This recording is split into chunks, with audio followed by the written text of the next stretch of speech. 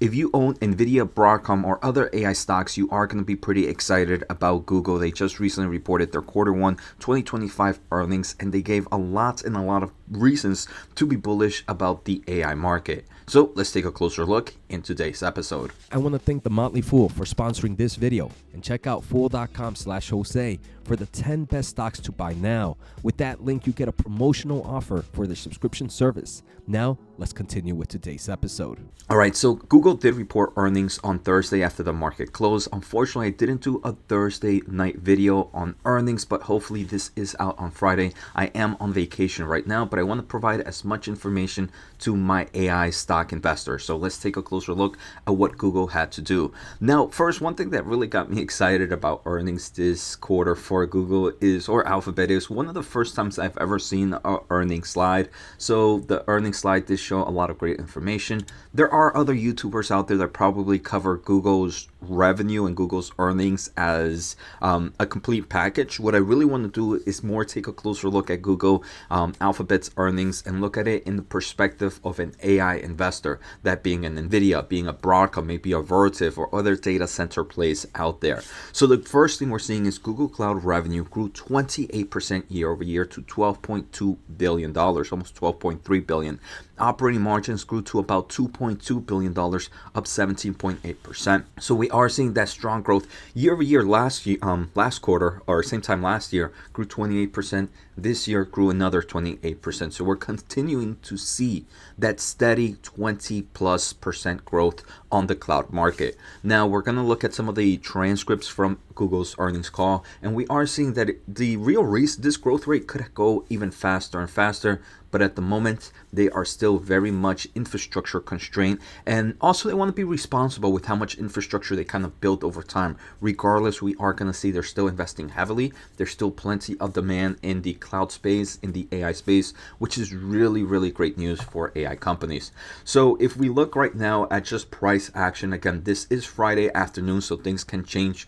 Google is up about 2.5%. Now, for those that are not familiar, I'm more of a long-term investor. So obviously a lot of this is my opinion. Earnings were great, so great news for Google.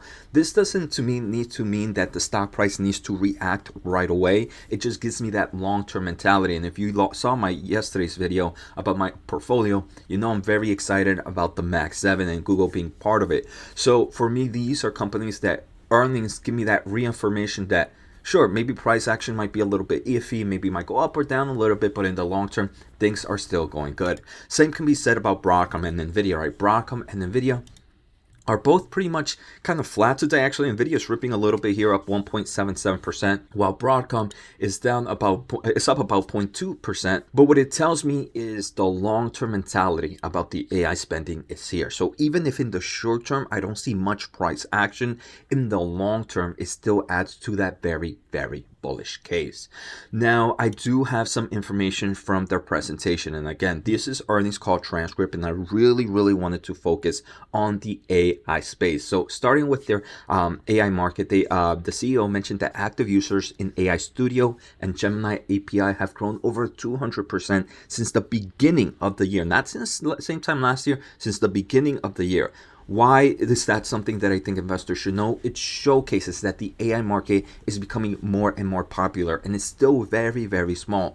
So the more popular it becomes, the more developers start to use it, the more developers start to use it, the more applications start to use AI solutions, the more AI solutions start to be needed, then you see a growth overall in the amount of AI capacity needed. Talking about that ecosystem development, CEO Sundar mentioned that they are upgrading their Google Assistant on mobile devices to Gemini, and later this year they'll upgrade tablets, cars, and devices that connect to your phones, such as headphones and watches, to include Gemini into it. So again, we're seeing kind of this Gemini AI solution being added to a lot of consumer facing products, increasing the amount that the world sees AI innovations. And I think that's a nice tailwind for the overall AI ecosystem.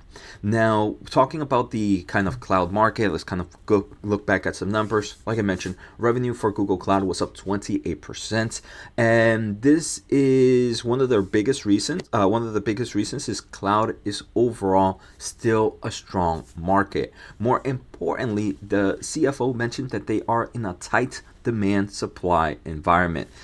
So what this means is if they had more infrastructure, and this is something, if you've been watching my previous episodes, I was really curious about. Last quarter, Google came in here and said, if we had more capacity, more AI infrastructure, we would be able to grow cloud faster because there is a demand supply environment right now. This story still continues. If Google was able to build more AI infrastructure at the moment, they would be able to grow this cloud market even faster. So that pretty much is telling me that this AI market right now, these big capital expenditure users or spenders still have many reasons to continue to buy AI GPUs and AI ASIC solutions like Google does with Nvidia and with Broadcom's TPUs. Now, they do mention that they're still planning to invest $75 billion this year. And there was a question asking, how about if there is a slowdown in macroeconomics, what kind of pressure does that put in CapEx? And too long don't read kind of version, or the way I've read about it, is even if there is some macroeconomic headwinds impacting the overall space, a lot of this infrastructure is also for future build and they want to continue. So it seems like this CapEx is maybe a little bit stickier than some people might think. And again, I think that is going to be bullish for semiconductor companies. Now, one thing that they mention is a lot of this CapEx is expected to be brought up in the second half of the year, or more to the end of the year. I'm going to guess what we should see as a maybe AI investors, if this infrastructure takes maybe, at least for AI servers, it takes about 3 to 4 or 5 months to really start to pick up dramatically, then to me that tells me that maybe Q2 or Q3 of calendar year is when we would maybe see a nice pickup in revenue for companies like Nvidia and Broadcom, right? Because they're buying those chips, those AI GPUs, a few quarters ahead of time, and I'm pretty sure these are going to be a lot of Blackwell solutions. Now, I think what Google pretty much tells us is, look, the AI market is still in full swing. And to me, this was kind of like the final confirmation. Not that I really need it, but obviously there's a lot of negative press about the AI spending, about the AI market. And throughout the past 2 weeks, we've actually seen kind of ways to debunk that fear or debunk the bearish thesis around the AI market. But I think this was the final missing piece. And the reason I mean that is this was the big cloud server provider that still is heavily investing in AI.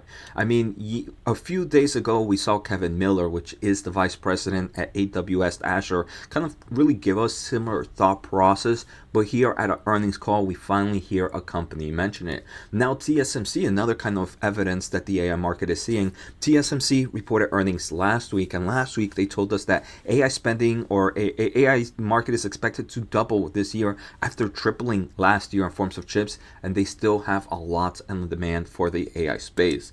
Now, another one that reported earnings this week was Vertiv Holdings, and Vertiv Holdings, same story. They told us that their backlog is growing because they continue to see massive expansions and massive growth in AI data centers across the United States, and these are for future data centers. I did a video on that maybe 2 days ago. Make sure to check it out. But Vertiv, again, management just tells us we are in early stages of the AI market, and again, that could be very good for companies like Broadcom, which provide not only ASIC solutions, they provide that kind of networking solution, and also Nvidia, which is a beast in the GPU space. Now, the final thing I wanted to kind of show is just the overall innovation. Just last week, we saw OpenAI release new AI models that are very popular and super capable, O3 and O4 mini. So to me, again, if you hear any thoughts about the AI market slowing down, I think this video is more than enough, as we've seen from various sources,